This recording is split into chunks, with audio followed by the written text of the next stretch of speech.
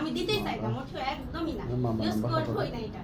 তো আজকে আমি মূলত বুঝতে পারছি আসলে আজটা আমি কেন ব্যবহার করব।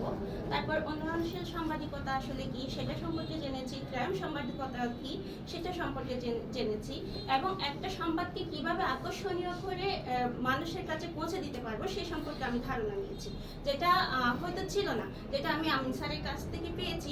আমিন স্যার একটু আগে বলেছিলেন যে পাকিস্তানের বাংলাদেশ থেকে মানে চিকিৎসার জন্য পাঠিয়েছেন 31 জন নাকি 32 জনকে। তো এটা কিভাবে তারা হাইলাইট করছে সেটা আমরা জানতে পেরেছি। তো একটা যখন বিনোদনের সংবাদে যায় তখন দেখা যাবে যে সেটা আমরা পড়ার জন্য বলে কি নায়ক রিয়াজ গাড়ি অ্যাক্সিডেন্টে মারা গেছে। তো আমরা যখন এর ভিতরে যাই তখন বুঝি যে একটা নাটকের সিনেমার অংশ ছিল। তো মূলত আমরা সংবাদটাকে কিভাবে মানুষের কাছে পৌঁছে দিব সেটা হচ্ছে আমাদের মূল উদ্দেশ্য, এবং সাংবাদিকতা করতে এসে আমাদের কি ধরনের পোশাক পরিচ্ছদ থাকতে হবে, কিভাবে মানুষের কাছে আমি নিজেকে প্রেজেন্ট করব সেই বিষয়েও আমাদের ধারণা পেয়েছি আফসান সুমন ভাইয়ের কাছ থেকে।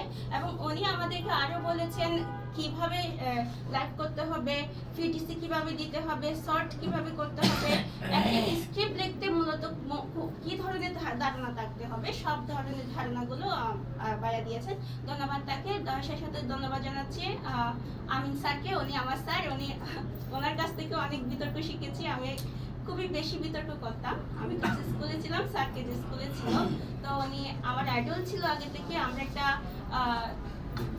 সংগঠনও করেছিলাম স্যারের সাথে অনেক আগে, সেটা 2012 সালের দিকে। তো স্যারকে পেয়ে অনেকদিন পর আমি অনেক খুশি।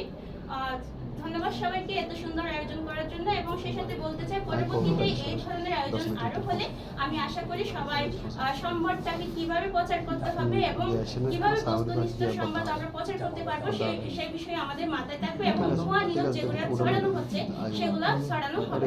ধন্যবাদ সবাইকে।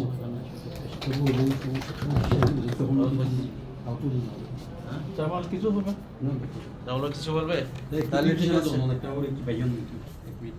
এক মিনিট